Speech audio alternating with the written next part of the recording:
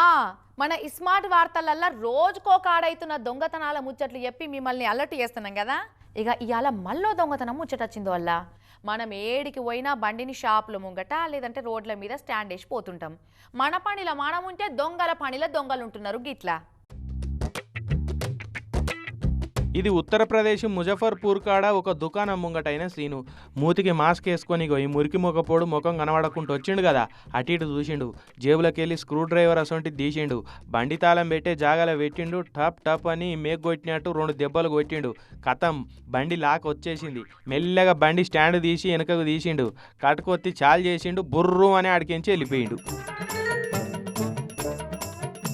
అంతా కూడా 15 సెకండ్లలోనే అయిపోయింది. 2.5 లక్షల బండి అది.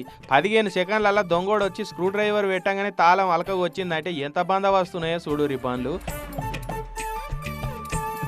పని అయిపోయినాక బండి అయినా వచ్చి చూస్తే ఏం కనబడుతుంది బండి. సీసీ కెమెరాలు చూస్తే దొంగోడు వచ్చి దొరబాబు లెక్క వేసుకొని పోయిందంతా వీడియోలో రికార్డ్ అయిపోయింది. పోలీస్ స్టేషన్కి పోయి కంప్లైంట్ ఇచ్చిండట. ఎన్ని లక్షల బండ్లైనా దొంగల తెలివి ముంగడ దండిగే ఉన్నాయి కదా. ఎంత బయటికి పోయినా కూడా అప్పుడప్పుడు బండి మీద నజరేసుకుంటూనే ఉండాలి. దోమల లెక్కనే దొంగలు బాగా మోపాయిరు.